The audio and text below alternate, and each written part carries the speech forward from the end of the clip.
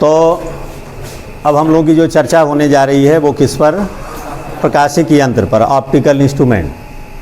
तो प्रकाशिक यंत्रों में एक जो चलता फिरता प्रकाशिक यंत्र है जो हम लोगों के साथ हमेशा चलता रहता है, और वो है हम लोगों की आँख।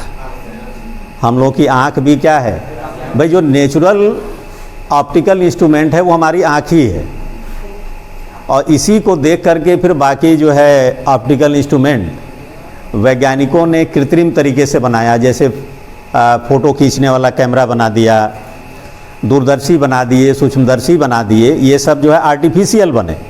लेकिन हमारे पास जो एक चलता फिरता यंत्र जो हमेशा हमारे साथ मौजूद है वो क्या है?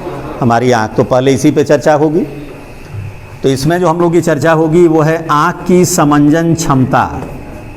आँख की समंजन क्षमता।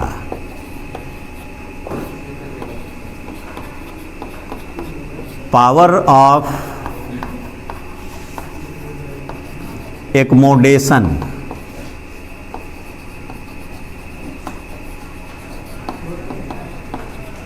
ऑफ आई। आँख की समंजन क्षमता क्या होती है? तो इसके लिए पहले कुछ चीज़ें हम लोगों को प्रैक्टिकली थोड़ा समझना पड़ेगा, तो फिर इसकी समंजन क्षमता भी समझ में आने लगेगी। देखिए, आप जब किसी लेंस से कोई प्रतिबिंब बनाते हो, जैसे मान लीजिए हमने एक उत्तल लेंस लिया,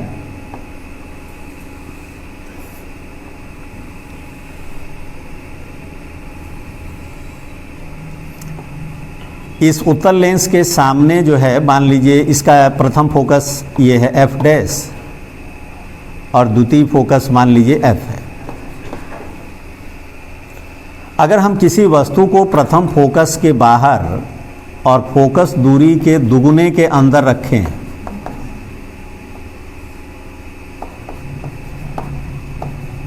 तो आप ध्यान से देखें इस वस्तु AB का प्रतिबिंब कहाँ बनेगा।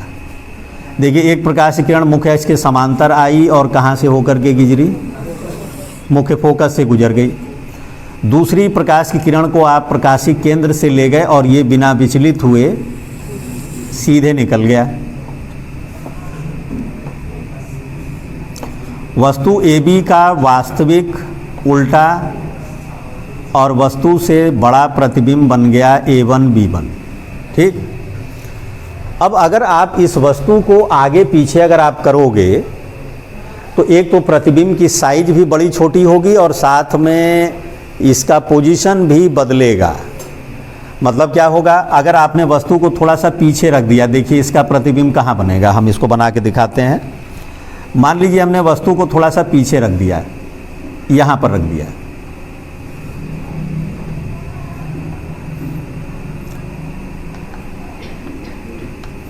इसका देखिए प्रतिबिंब कहाँ बनेगा। देखिए ये जो मुख्य अक्ष के समांतर किरण आ रही है ये तो ऐसे ही जाएगी फोकस से। दूसरी वाली किरण जो प्रकाशिक केंद्र से जाएगी, देखिए इसकी पोजीशन बदल जाएगी।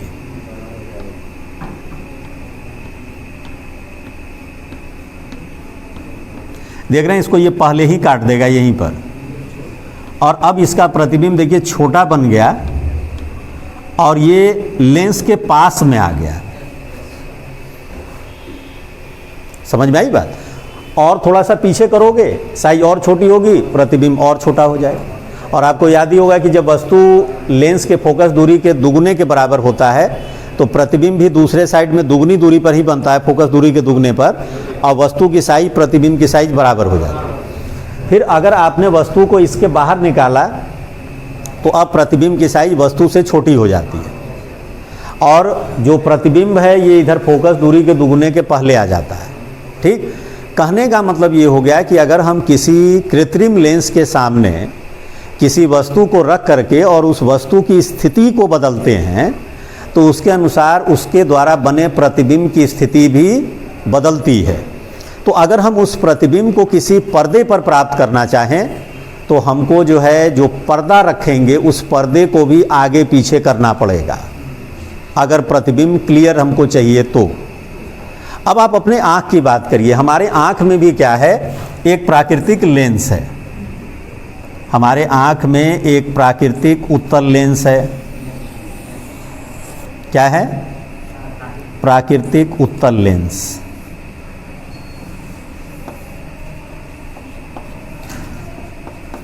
ठीक, और ये लेंस जो है हमारे आँख के पीछे वाले भाग पर एक पर्दा है जिसको कि हम लोग कहते हैं रेटिना। क्या बोलते हैं? उसी रेटिना पर ये प्रतिबिंब बनाता है। ठीक, अब उस रेटिना पर जब ये प्रतिबिंब बनाता है तभी हमको वस्तु दिखाई देती है। बात को समझिएगा जरा। अब देखिए, अगर हमारे आँख में भी एक प्राकृतिक उत्तल लेंस है तो और हमको ये पता है कि भाई हमारी, अब यहीं से आप जानते होंगे कि नर्व्स वगैरह होते हैं जो हमारे ब्रेन से कनेक्टेड होते हैं, जो कि हम प्रतिबिंब जो बनता है उसके बारे में हमको जानकारी देती है। तो अगर हम किसी वस्तु का प्रतिबिंब, ये लेंस जो है जब इस रेटिना पर बनाएगा तभी हमको दिखाई देगा। जब आप किसी आर्टिफिशियल लेंस से किसी वस्तु का प्रतिबिंब बना रहे थे और उस प्रतिबिंब को जब आप पर्दे पर लेना चाह रहे थे तो वस्तु जब आप आगे पीछे कर रहे थे तो आपको उस पर्दे को भी, लेकिन यहाँ तो भैया इस आँख से, इस लेंस से इस पर्दे की दूरी तो फिक्स है। ऐसा तो है नहीं कि भैया आप नज़दीक की वस्तु को देख रहे हो, प्रतिबिंब पीछे बन रहा है तो आँख अपनी साइज बढ़ा लिया, दूर की वस्तु को देख रहे हो प्रतिबिंब आगे आ गया तो आँख अपनी साइज छोटा कर लिया। तो आँख अपनी साइज तो बड़ा छोटा करता नहीं है। तो भैया ये लेंस से रेटिना की दूरी फिक्स है। तो आखिरकार हमारे आँख में ऐसा क्या हो रहा है कि वस्तु भले ही आगे पीछे हो रही है लेकिन प्रतिबिंब एक ही जगह पर फिक्स होकर के बना है। तो यहीं पर हमारे इस आँख नेचुरल लेंस की अब यहीं से जो खासियत है वो शुरू होती है। हमारे आँख में जो प्राकृतिक लेंस है, ये लेंस अपनी फोकस दूरी को ही बढ़ा घटा लेता है। क्या करता है? देखिए, अब यहीं पर आप देखिए, हम चाहते हैं कि नहीं भैया प्रतिबिंब हमेशा यहीं पर बना रहे। कहाँ पर? इस पर्दे पे। पर्दा हमने यहीं पर रख दिया और हम चाहते हैं कि प्रतिबिंब हमेशा वहीं बने। तो आप देखिए, यही ना करना पड़ेगा। ध्यान से देखिएगा, आपने वस्तु को पीछे कर दिया लेकिन हम चाह रहे हैं कि प्रतिबिंब अभी भी उसी जगह पर बने जहां पहले बन रहा था। तो अब क्या होगा? देखिए, प्रकाशिक केंद्र से जो किरण जा रही है ये तो भैया सीधे ही जाएगी, लेकिन हम चाह रहे हैं कि जो ये मुख है इसके समांतर वाली किरण है वो यहाँ आके मिले। तो ये तो तभी पॉसिबल होगा जब आप ध्यान से देखिए क्या होगा, ये आकर के यहाँ मिलेगा।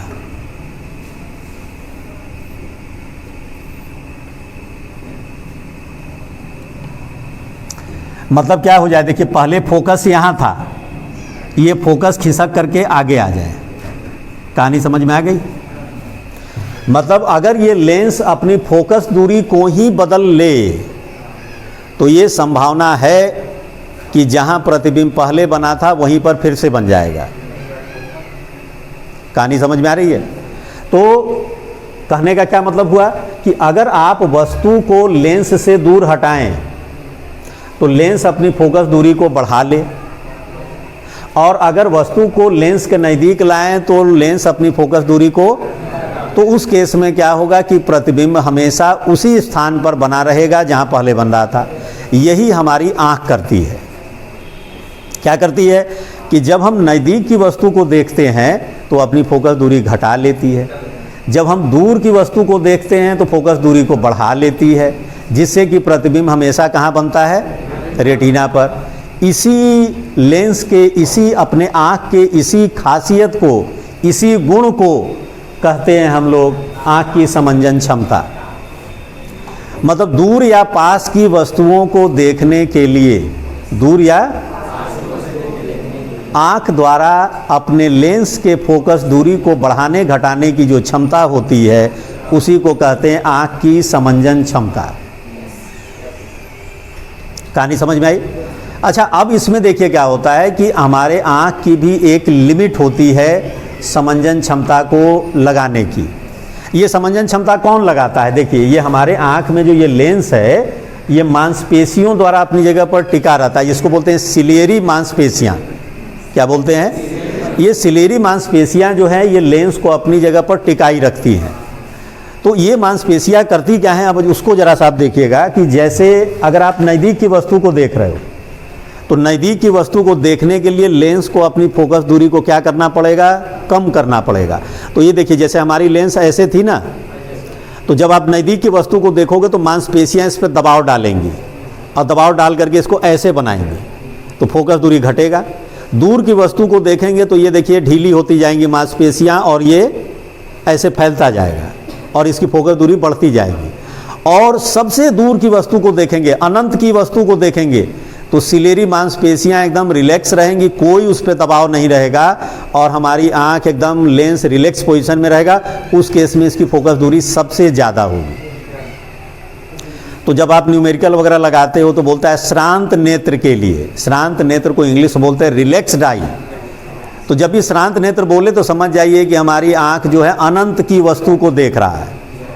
किसको देख रहा है? और मांसपेशियों पे कोई दबाव। इसीलिए आप देखिए जैसे बुक को पढ़िए अगर आप, या किसी चीज़ को देखिए, दूर की वस्तु को अगर आप देखिए तो आपकी आंख बिल्कुल घंटों देखिए कोई दिक्कत नहीं है। लेकिन अगर आप नज़दीक की चीज़ को 5 से 10 मिनट भी देख लेंगे आंख दर्द करने लगता है। क्यों? क्योंकि नज़दीक की वस्तु को देखने के लिए मांसपेशियों को लेंस पे दबाव ज़्यादा डालना पड़ा, इसीलिए मांसपेशियां थक गई। बात समझ गए? तो जैसे जैसे हम लोग नज़दीक की वस्तु को देखते जाते हैं वैसे वैसे मांसपेशियां दबाव डालती हैं और लेंस की फोकस दूरी को कम करती जाती हैं। ठीक है? तो अब कहाँ तक हमारी आंख किसी वस्तु को स्पष्ट देख लेगी, कहाँ तक अधिकतम समंजन क्षमता लगा लेगी? ठीक है? तो जहाँ तक, जिस पॉइंट तक हमारी आंख अधिकतम समंजन क्षमता लगा लेती है उस पॉइंट को बोलते हैं नियर पॉइंट। क्या बोलते हैं? और हिंदी में बोलते हैं निकट बिंदु। और जहाँ तक एकदम मैक्सिमम दूरी तक हमारी आंख देख लेती है उसको बोलते हैं फार पॉइंट। ठीक है? तो सामान्य नेत्र, अगर आंख में कोई दोष न हो तो सामान्य आंख के लिए निकट बिंदु 25 सेंटीमीटर माना जाता है और फार पॉइंट जो है वो अनंत पे माना जाता है। लेकिन वही जब आंख में दोष आ जाते हैं, निकट दृष्टि दोष, दूर दृष्टि दोष, तो वही फार पॉइंट और नियर पॉइंट डिस्प्लेस हो जाते हैं। जैसे हमारी आंख में मान लीजिए निकट दृष्टि दोष हो गया, तो निकट दृष्टि दोष का मतलब निकट की सारी वस्तुएं तो स्पष्ट दिखेंगी, दूर वाली नहीं दिखाई देंगी। तो उसमें होता क्या है कि जो दूर बिंदु हमारा अनंत पे था वो अनंत से पास आ गया। जैसे अगर हमारा निकट बिंदु 200 सेंटीमीटर की दूरी पे आ गया तो 200 सेंटीमीटर तक और उसके अंदर की चीज़ों को तो हम स्पष्ट देख लेंगे, लेकिन 200 सेंटीमीटर से बाहर धुंधला दिखने लगेगा। तो इसमें एक और छोटा सा डिफिनीशन आता है, स्पष्ट दृष्टि की न्यूनतम दूरी। क्या आता है? Least distance of distinct vision. तो स्पष्ट दृष्टि की न्यूनतम दूरी क्या होती है कि हमारे आँख से किसी वस्तु की वह न्यूनतम दूरी, हमारे आँख से किसी वस्तु की वह न्यूनतम दूरी जहाँ तक हमारी आँख अधिकतम समंजन क्षमता लगा करके उस वस्तु को स्पष्ट देख सकती है, उसी दूरी को बोलते हैं स्पष्ट दृष्टि की न्यूनतम दूरी। इसको कैपिटल डी से दिखाते हैं। सामान्य नेत्र के लिए इसको 25 सेंटीमीटर माना जाता है। लेकिन अगर आपकी एज कम है, 12 साल, 13 साल, 14 साल, तो उस समय आँख की मांसपेशियाँ ज़्यादा मजबूत होती हैं और वो काफ़ी कम दूरी तक भी अधिक से अधिक समंजन क्षमता लगा लेती हैं।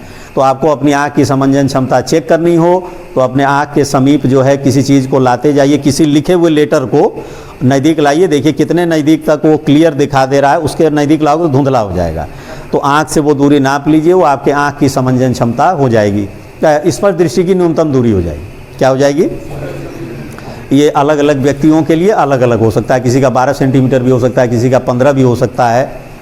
लेकिन अगर आँख में दोष आ गया तो वो 25 से ज़्यादा भी हो सकता है। समझ में आई बात? तो इतनी कहानी आपको समझ में आ गई। आँख की समंजन क्षमता, स्पष्ट दृष्टि की न्यूनतम दूरी, निकट बिंदु, दूर बिंदु, ये आप जान गए। अगली चर्चा हम लोगों की होगी दर्शन कोण।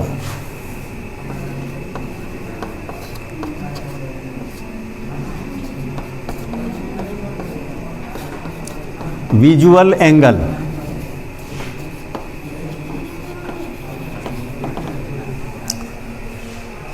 दर्शन कोण क्या होता है? कोई वस्तु हमारी आँख पर जो कोण बनाती है, कोई वस्तु हमारी आँख पर जो कोण बनाती है उसी को हम लोग बोलते हैं दर्शन कोण। और किसी वस्तु का हमारी आँख को दिखाई देने वाला साइज, कि वो बड़ा दिखेगा कि छोटा दिखेगा, वो दर्शन कोण पर ही निर्भर करता है। दर्शन कोण जितना बड़ा होगा वस्तु हमको उतनी ही बड़ी दिखाई देगी, दर्शन कोण जितना छोटा होगा वो वस्तु हमको उतनी ही छोटी दिखाई देगी। देखिए जैसे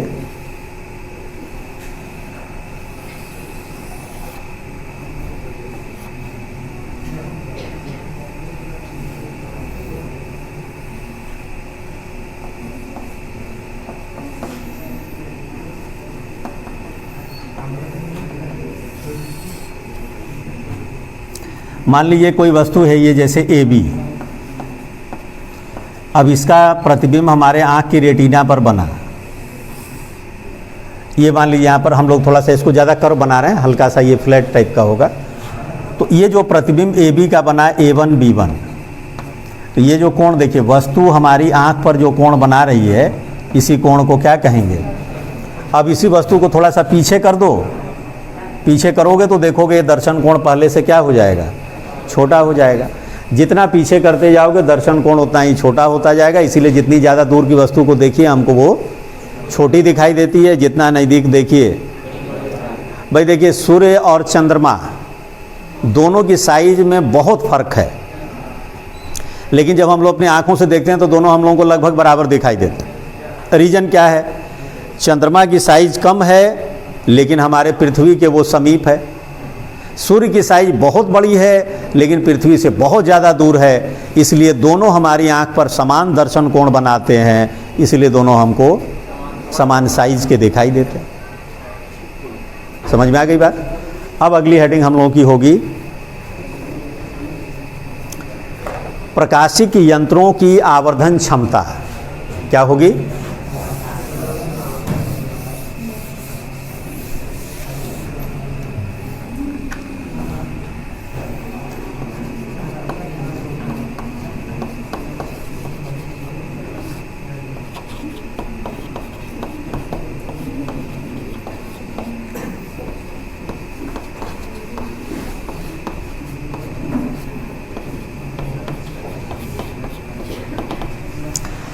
magnifying power of optical instruments. तो प्रकाशिक यंत्र मतलब क्या हो गया, प्रकाशिक यंत्र में जैसे दूरदर्शी हो गया, सूक्ष्मदर्शी हो गया, ये सब हो गया। तो किसी प्रकाशिक यंत्र की आवर्धन क्षमता क्या होती है, किसी प्रकाशिक यंत्र द्वारा बने प्रतिबिंब, किसी प्रकाशिक यंत्र द्वारा बने प्रतिबिंब द्वारा आँख पर बनने वाले दर्शन कोण। मतलब प्रकाशिक यंत्र जैसे मान लिया आपने दूरदर्शी का यूज किया, दूरदर्शी ने जो फाइनल प्रतिबिंब बनाया उस प्रतिबिंब ने हमारी आँख पर जो कोण बनाया वो मान लीजिए उसको हमने दिखा दिया बीटा से। अब हमने प्रकाशिक यंत्र को हटा दिया और अब हम देख रहे हैं सीधे वस्तु को बिना प्रकाशिक यंत्र के। रख दीजिए।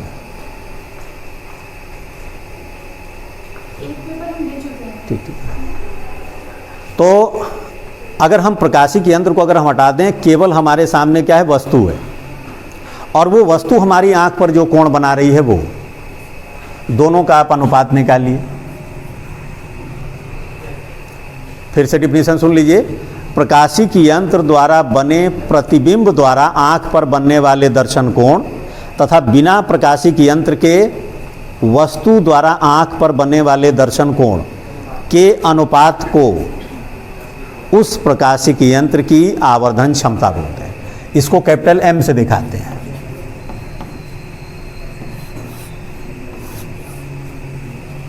किससे दिखा देते हैं, कैपिटल एम से।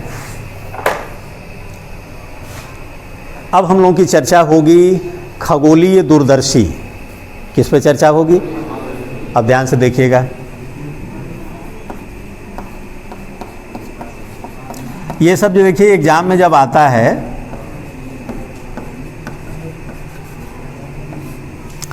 एस्ट्रोनॉमिकल टेलीस्कोप,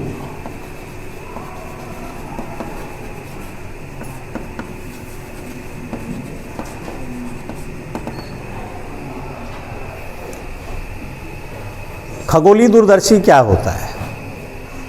जैसे दूर की वस्तुएं जब हम लोग देखते हैं जो काफ़ी दूर होती हैं, बहुत छोटी सी दिखाई देती हैं, मतलब आँख से क्लियर नहीं दिखाई देती हैं, तो दूर की वस्तुओं को देखने के लिए हम लोग किसका इस्तेमाल करते हैं? खगोलीय दूरदर्शी का। मतलब खगोलीय दूरदर्शी क्या करता है? ये दूर स्थित वस्तु का एक बड़ा प्रतिबिंब हमारे पास में बना देता है। दूर स्थित वस्तु का एक बड़ा प्रतिबिंब, और वो प्रतिबिंब हमारी आंख पर बड़ा दर्शन कोण बनाती है, जिससे कि वो वस्तु हमको बड़ी दिखाई देने लगती है। रख गया, ठीक है, समझ में आ रहा है सब लोगों को? तो ये किस सिद्धांत पर काम करता है? तो ये खगोलीय दूरदर्शी में जनरली क्या होता है कि दो लेंस हम लोग यूज करते हैं। कितने लेंस यूज करते हैं? तो एक लेंस क्या करेगा कि दूर स्थित वस्तु का एक छोटा सा प्रतिबिंब पास में बनाएगा। पहला वाला लेंस क्या करेगा? दूर स्थित वस्तु का छोटा प्रतिबिंब पास में बनाएगा। और अब जो दूसरा वाला लेंस है वो क्या करेगा कि ये जो प्रतिबिंब छोटा सा पास में आ गया उसी को, तो इस तरह से हमको बड़ी दिखाई देने लगती है। तो इसका किरण आरेख आप देखिए। ये तो आपको पता होगा ना कि अगर किसी लेंस से किसी वस्तु को अनंत पे रख दें तो लेंस प्रतिबिंब कहाँ बनाता है? फोकस पर। कहाँ बनाता है? तो जैसे दूरदर्शी से आप बहुत दूर की वस्तुओं को देखते हो तो हम लोग मान लेंगे कि भैया इतना दूर है कि लगभग कहाँ है? अनंत पे है, तो उसका प्रतिबिंब कहाँ पे बनाएगा? तो आप ध्यान रखिएगा कि खगोलीय दूरदर्शी में दो लेंस यूज होते हैं। एक लेंस जो वस्तु की तरफ रखा जाता है उसको हम लोग बोलते हैं ऑब्जेक्टिव लेंस। क्या बोलते हैं? अभिदृश्यक लेंस। और जो हमारी आंख के पास होता है उसको बोलते हैं नेत्रिका, आई पीस। समझ में आई बात? ध्यान से देखिए। तो ये जो अभिदृश्यक लेंस होता है ये साइज में काफ़ी बड़ा होता है। अभिदृश्यक लेंस क्या होता है? क्यों? क्योंकि भैया बहुत दूर की वस्तुओं को देखना है और दूर से आने वाली प्रकाश। अब देखिए किसी भी वस्तु से, जैसे आप हमारे पास में हैं तो काफ़ी ब्राइट दिख रहे हैं आप। क्यों ब्राइट दिख रहे हैं? क्योंकि आपके ऊपर लाइट गिर रही है, रिफ्लेक्ट होकर के हमारे आँख तक आ जा रही है। लेकिन आप जैसे से हमसे दूर होते चले जाएंगे तो आपके चेहरे की जो चमक हमको दिखाई अभी दे रही है, दूर होते जाएंगे वो कम होती चली जाएगी। क्यों? क्योंकि जितना आप दूर होते जाओगे आपके फेस से रिफ्लेक्ट होने वाली किरणें हमारी आंख तक कम पहुंचेंगी। तो चूंकि दूरदर्शी द्वारा बहुत दूर की वस्तुओं को देखा जाता है तो वहां से आने वाली प्रकाश की किरणों को जब तक हम ज़्यादा से ज़्यादा एकत्रित नहीं करेंगे तब तक प्रतिबिंब हमको धुंधला दिखाई देगा। तो इससे बचने के लिए हम लोग क्या करते हैं कि जो अभिदृश्यक बनाते हैं बड़े द्वारक का लेंस बनता है, 5-5 मीटर उसका द्वारक होता है। जितने ज़्यादा दूर की वस्तु को देखना है अभिदृश्यक की साइज उतनी ही बड़ी करिए ताकि वो ज़्यादा से ज़्यादा प्रकाश को एकत्रित करे और प्रतिबिंब हमको कैसा दिखाई दे? चमकीला दिखाई दे। तो मान लीजिए कि हमने जो है ये देखिए, अब देखिए इसमें स्टेप बाय स्टेप फिगर बनेगा, इसको समझिएगा।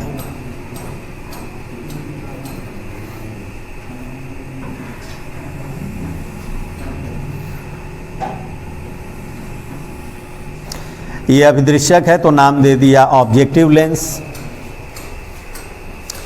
वस्तु कहाँ पर है? तो भैया वस्तु है अनंत पे, तो डैश डैश करके दिखा दिया अनंत पे है।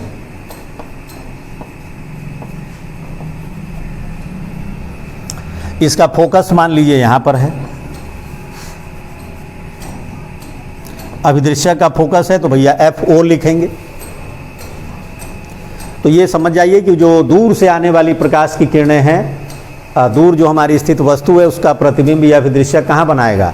अपने फोकस पे बनाएगा। ध्यान से देखिएगा, एक प्रकाश की किरण, अब अच्छा आप एक चीज़ ध्यान रखिएगा, अनंत से आने वाली प्रकाश की किरणें आपस में समांतर होती हैं, वो मुख्य अक्ष के समांतर नहीं होती। तो उससे जो हम लोग प्रकाश की किरणों को लाएंगे तो देखिए कैसे लाते हैं उस पर ध्यान दीजिएगा। एक प्रकाश की किरण जैसे इसके सबसे पहले जब ये दूरी फिक्स हो जाएगी भैया प्रतिबिंब यहीं बनाना है, तो आप जो है सबसे पहले उस किरण को लाइए जिसको जरा सा भी घुमा नहीं सकते हैं आप, और वो है प्रकाशिक केंद्र से होकर जाने वाली। तो ये फाइनल है कि भैया मेरा प्रतिबिंब कहाँ बनेगा, यहाँ पर। तो यहाँ पर पहले आप एक लाइन खींच लो। क्या करो, एक प्रकाश की किरण को देखिए प्रकाशिक केंद्र से ले जाइए, बिना विचलित हुए सीधा ले जाइए।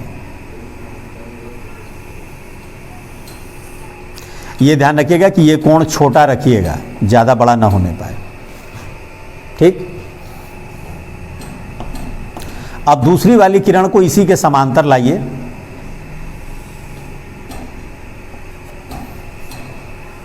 प्रकाश की किरण है तो एरो बनाना नहीं भूलिएगा। ये किरण और ये दोनों समांतर बना लिया। आप इसको इतना मोड़िए कि आकर के यहीं मिल जाए।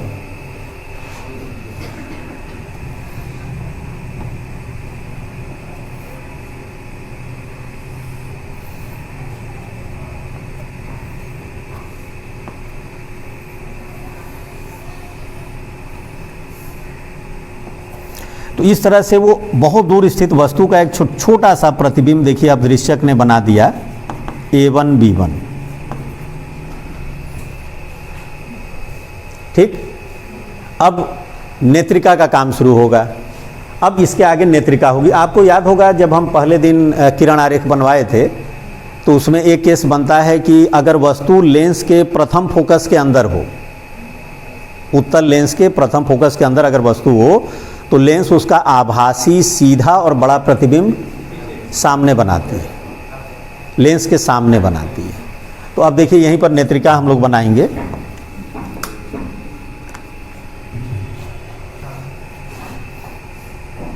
कभी कभी देखोगे बच्चे किरण आरेख बनाते हैं, एक्चुअली अभिदृश्यक लेंस से नेत्रिका की साइज बहुत छोटी होती है, नहीं कभी कभी आप देखेंगे बच्चे सब जो बनाते हैं लेंस तो ऐसा किरण आरेख बन जाता है कि नेत्रिके बड़ा होने लगता है।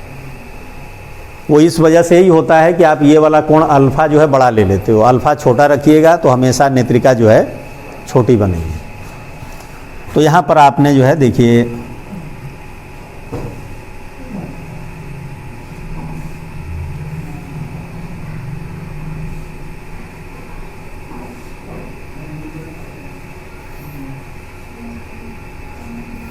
ये देखिए नेत्रिका बन गई।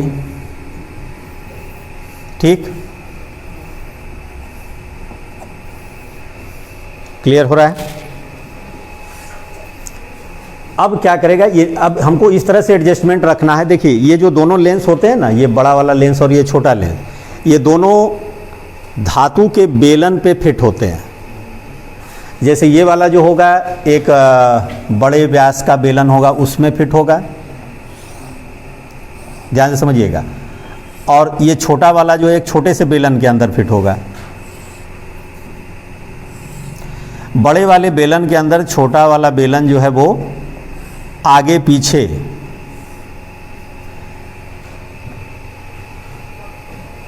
दंतुर दंड चक्र व्यवस्था के द्वारा खिसकाया जा सकता है। किसके द्वारा? हिंदी में बड़ा गजब गजब वर्ड यूज करते हैं, दंतुर दंड चक्र व्यवस्था। इंग्लिश में बोलेंगे तो बड़ा सिंपल सा है, रैक पिनियन मेथड। क्या होता है?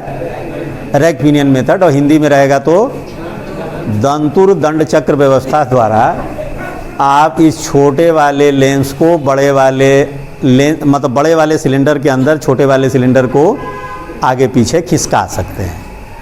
तो जब प्रयोग वगैरह किया जाता है तो उस केस में ये सब पहले एडजस्टमेंट करना पड़ता है, लेकिन उस सब की हम लोग को ज़रूरत नहीं है। तो आपको करना क्या है ना कि जब अभिदृश्यक ने जब प्रतिबिंब बना दिया तो अब आपको इस नेत्रिका को आगे पीछे इस प्रकार खिसकाना है कि अभिदृश्यक द्वारा बना हुआ प्रतिबिंब नेत्रिका के प्रथम फोकस के अंदर आ जाए। कहाँ जाए? नेत्रिका के प्रथम फोकस के अंदर। तो अब देखिए क्या होगा। अब ये नेत्रिका क्या करेगी, इसका A1 B1 का आभासी सीधा और बड़ा प्रतिबिंब सामने बनाए। तो वही देखिए किरण आरेख बनाने जा रहा है। तो हमेशा सबसे पहला जो किरण खींचिए वो कहाँ वाला? प्रकाशिक केंद्र वाला। तो देखिए चूंकि आभासी प्रतिबिंब बनना है तो इधर की तरफ तो किरण को डार्क ले जाइए ना, लेकिन पीछे इसको डैश डैश करके ले जाइए।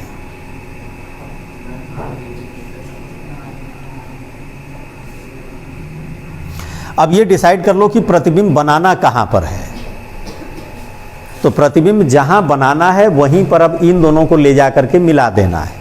तो जैसे हमने इसको डैश डैश करके खींचा यहाँ तक, जब हमने डिसाइड किया कि प्रतिबिंब यहाँ बनाना है, तो ये दोनों को भी इतना मोड़िए कि यहीं पर मिलता हुआ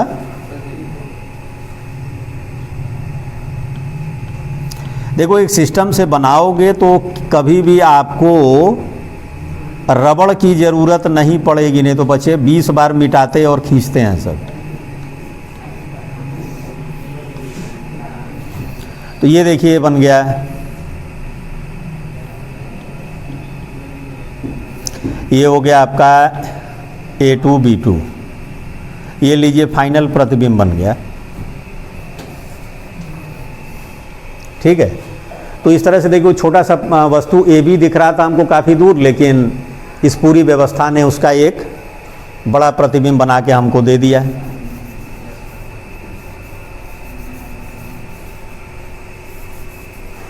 समझ में आ गई बात। अब देखिए इसका फार्मूला डिराइव होगा, ध्यान से देखिएगा। न्यूमेरिकल लगाते समय हमेशा ध्यान रखिएगा कि खगोलीय दूरदर्शी में अभिदृश्यक लेंस प्रतिबिंब को कहाँ बनाता है, अपने फोकस पर। तो ये वाली दूरी फिक्स है, ये वाली दूरी आपकी हो गई। ये आप लिखेंगे VO बराबर FO। अभिदृश्यक ने जो प्रतिबिंब बनाया उसकी दूरी लेंस से फोकस दूरी के बराबर थी। अभिदृश्यक द्वारा बना हुआ प्रतिबिंब A1 B1 नेत्रिका के लिए आभासी वस्तु का कार्य किया। तो नेत्रिका के लिए ये हो गया UE। ये वाली डिस्टेंस कितनी हो गई। और फाइनल प्रतिबिंब नेत्रिका ने बनाया था, तो इसका यहां से दूरी हो गया VE। नेत्रिका से रिलेटेड जितनी चीजें हैं सब में E लगाइए, अभिदृश्यक से रिलेटेड जितनी चीजें हैं उसमें O लगाइए। तो ये किरण आरेख समझ में आ गया। अब फार्मूला देखिए डिराइव करने जा रहे हैं हम लोग। बीटा देखिए हमको m निकालना, m बराबर है बीटा बटे अल्फा। अल्फा क्या लिया जाए, तो भैया वो वस्तु तो अनंत पे रखी हुई है, बहुत दूर रखी हुई है, तो अब वो हमारी आंख पर कितना कोण बना रही है हमको कैसे पता चलेगा। तो हम लोग क्या करते हैं, इस समस्या को दूर करने के लिए हम लोग ये कहते हैं कि भैया उस वस्तु ने अभिदृश्यक पर जो कोण बनाया था, हम मान लेते हैं कि वही हमारे आंख पर भी बनाता। तो अभिदृश्यक पर उसने क्या कोण बनाया, अल्फा, तो यही कोण हो गया ये हमारा अल्फा। अब रही बात बीटा। तो बीटा क्या है कि जो प्रकाशी के यंत्र ने जो अंतिम प्रतिबिंब बनाया, वो अंतिम प्रतिबिंब हमारी आंख पर जो कोण बनाएगा। तो अंतिम प्रतिबिंब तो है A2 B2, और A2 B2 हमारी आंख पर जो कोण बना रहा है वो देखिए ये है बीटा।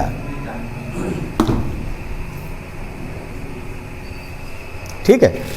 अब चूंकि हम लोग ये फिगर बना रहे हैं तो इसमें काफ़ी पास पास सब बना रहे हैं, तो हम लोग को अल्फ़ा बीटा काफ़ी बड़े कोण दिखाई दे रहे हैं। रियल में सब कोण बहुत छोटे छोटे होते हैं, 8 डिग्री 10 डिग्री ऐसे होते हैं।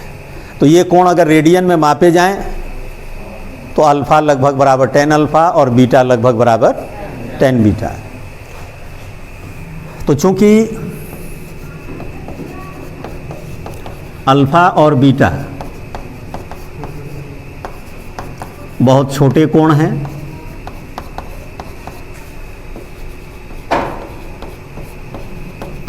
और यदि ये रेडियन में मापे जाएं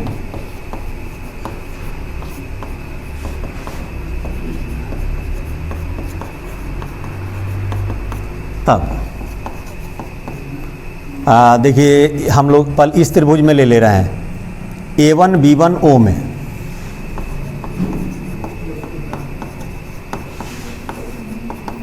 देखो अल्फ़ा जो है ये लगभग बराबर हो जाएगा 10 अल्फ़ा, और 10 अल्फ़ा बराबर आप जानते हो होता है लंब बटे आधार।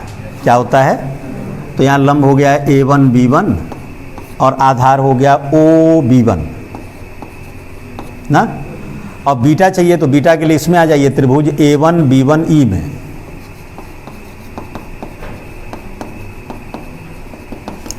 ये बीटा जो है लगभग बराबर हो जाएगा tan बीटा, और tan बीटा का मान हो गया लंब बटे आधार, मतलब A1 B1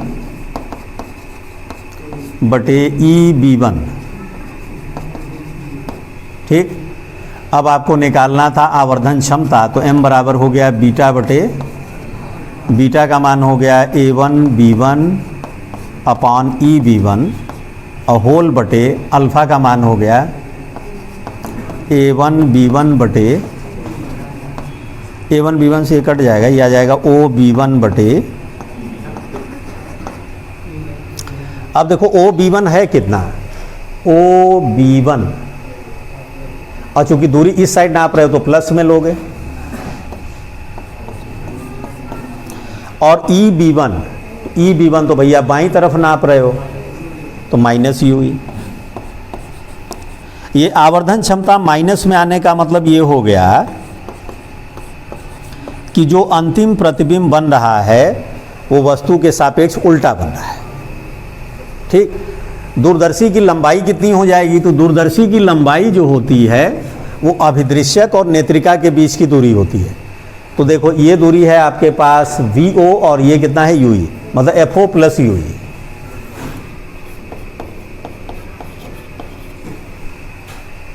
अब इसमें दो केस बनते हैं।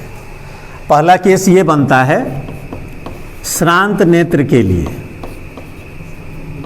मतलब आपने एडजस्टमेंट ऐसे किया हुआ है कि फाइनल प्रतिबिंब कहाँ बन रहा है, श्रांत नेत्र, मतलब आप यहाँ आँख एकदम रिलैक्स होकर के देखें तो अनंत, तो इस केस में अंतिम प्रतिबिंब कहाँ बनेगा, अनंत पे। तो भैया अंतिम कोई भी लेंस प्रतिबिंब को अनंत पर कब बनाता है, जब वस्तु उसके फोकस पे आ जाती है।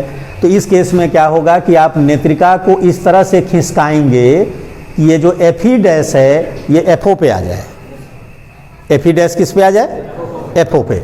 तो इस केस में क्या होगा कि ज़्यादा कुछ नहीं होना है, UE का मान किसके बराबर हो जाना है, FE के। तो इस केस में आपका फार्मूला हो जाएगा, देखो न्यूमेरिकल के लिए सब याद रखना, तो ये माइनस FO बटे FE हो गया, और इस केस में लेंस की लंबाई, ये दूरदर्शी की लंबाई हो गई FO प्लस FE।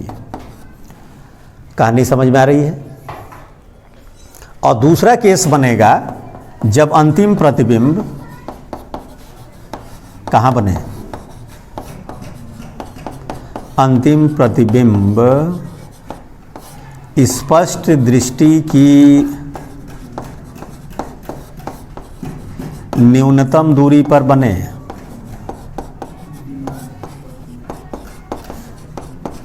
कहाँ बने, स्पष्ट दृष्टि की न्यूनतम दूरी। तो भैया फाइनल प्रतिबिंब बना कौन रहा है, नेत्रिका। तो आपको ज़्यादा कुछ नहीं करना है, बस ध्यान से देखिए। नेत्रिका के लिए हम लोग फार्मूला यूज करेंगे लेंस वाला। नेत्रिका के लिए देखिए U का मान हो गया, लेफ्ट में नाप रहे हो, माइनस UE। फाइनल प्रतिबिंब इसने कहाँ बनाया, स्पष्ट दृष्टि की न्यूनतम दूरी पे, तो ये माइनस D हो गया, ये वाली दूरी 25 सेंटीमीटर, और फोकस दूरी जो है वो बराबर हो गई FE के। तो लेंस वाला फार्मूला यूज करिए, 1/f equal to 1/v minus 1/,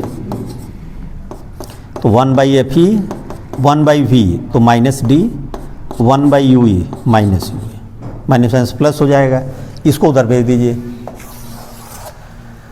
तो यहाँ से 1/UE का मान आ गया आपके पास 1/fe प्लस 1/, अब आप फार्मूले पे आ जाइए। m बराबर क्या है आपका, m बराबर है माइनस इंटू 1/UE है, तो माइनस FO, और 1/UE हो गया 1/FE ना।